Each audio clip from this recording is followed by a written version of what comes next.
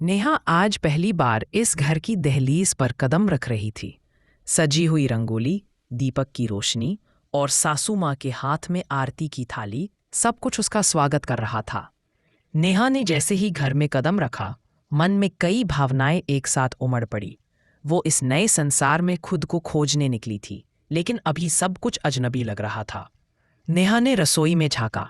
तांबे के बर्तन, मिट्टी के कलश और लकड़ी की पुरानी अलमारियां।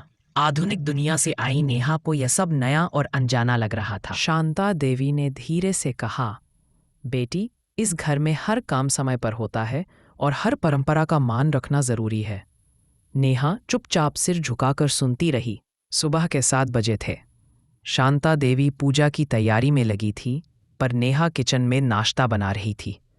व्रत का दिन था, लेकिन नेहा ने उपवास नहीं रखा था। शांता देवी ने तीखे स्वर में पूछा, आज करवा चौथ है और तुमने व्रत नहीं रखा? ये हमारे घर की परंपरा है। नेहा थोड़ी घबराई, पर शांत रही। नेहा ने हल्के स्वर में उत्तर दिया, मम्मी जी, भक्ति दिल से होती है, भूखे रहकर नहीं। मैं आप सबका सम्मान करती हूँ, लेकिन मेरी सोच थोड़ी अलग है। शांता देवी ने चुपचाप मुंह फेर लिया। परंपरा का उल्लंघन उन्हें सहन नहीं था। नेहा की बातों ने उन्हें भीतर तक झकझोर दिया था। नेहा खिड़की के पास खड़ी रही, सोचती रही, क्या उसे अपनी सोच बदलनी चाहिए या फिर धीरे धीरे सास को समझाना चाहिए। एक सवाल अब उसके मन में था, समझौता या संवाद। एक दिन शांता देवी की तबीयत अचानक बिगड़ गई। बुखार तेज था। नेहा घबराई नहीं, तुरंत माथे पर ठंडी पट्टी रखने लगी और डॉक्टर को फोन किया। नेहा ने हर जरूरत का ध्यान रखा, सही समय पर दवा, गरम काढ़ा और पूजा का दीपक भी वह खुद जलाने लगी। शांता देवी ने पहली बार उसे ध्यान से देखा। बीमारी के चौथे दिन शांता देवी ने धीमी आवाज में कहा, बेटा, तू बहुत समझदार है। मैंने शायद जल्दीबाजी में तुझे गलत समझा था। नेहा मुस्कराकर बोली, मम्मी जी, घर आपका है, मैं तो बस आपकी छाया में जीना सीख रही हूँ। यह सुनकर शांता देवी की आंखें नम हो गईं। उसी शाम दोनों ने एक ही थाली में खिचड़ी खाई।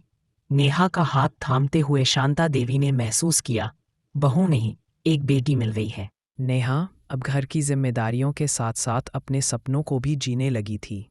एक दिन वह अपने कमरे में बैठकर एक जॉब इंटरव्यू के लिए आवेदन भर रही थी। शांता देवी दरवाजे के पास खड़ी नेहा को निहार रही थीं। अब उन्हें उसकी मेहनत और लगन पर गर्व हो रहा था। दिल से दुआ निकली, ईश्वर इसे सफल बनाए। सुबह इंटरव्यू वाले दिन सास ने नेहा के लिए साड़ी प्रेस की, टिफिन तैयार किया और कहा, बेटा, पूजा की चुनरी रख लेना, यह मेरी तरफ से आशीर्वाद है। एक नेहा ने भावुक होकर सासू माँ के पैर छुए। सासू माँ ने उसका माथा चूमा और कहा, बहू नहीं, अब तू मेरी बेटी है, उड़ान भर, मैं तेरे साथ हूँ। इंटरव्यू के लिए जाते हुए नेहा ने मोबाइल में सास का भेजा संदेश पढ़ा, तू जीत के आना, तेरी जीत मेरी भी होगी।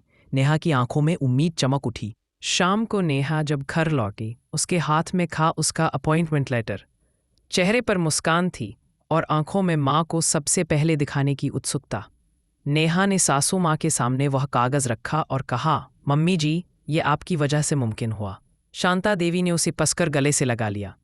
अब रसोई में कोई आदेश नहीं होता था, बस साथ साथ हंसी, सलाह और स्वाद होता था। एक रिश्ता जो पहले डर से शुरू हुआ था, अब मित्रता में बदल गया था। शांता देवी मोहल्ले की महिलाओं से कह रही थीं, मेरी बहू नहीं, बेटी है। जैसी समझदार वैसी संस्कारी, भगवान सबको ऐसी बहू दे। उस रात दोनों ने एक साथ दीप जलाया। 2 पीढ़ियां, 2 सोचें, अब एक विश्वास में बंध चुकी थीं। अब हम सास बहू नहीं थी, हम माँ बेटी थीं।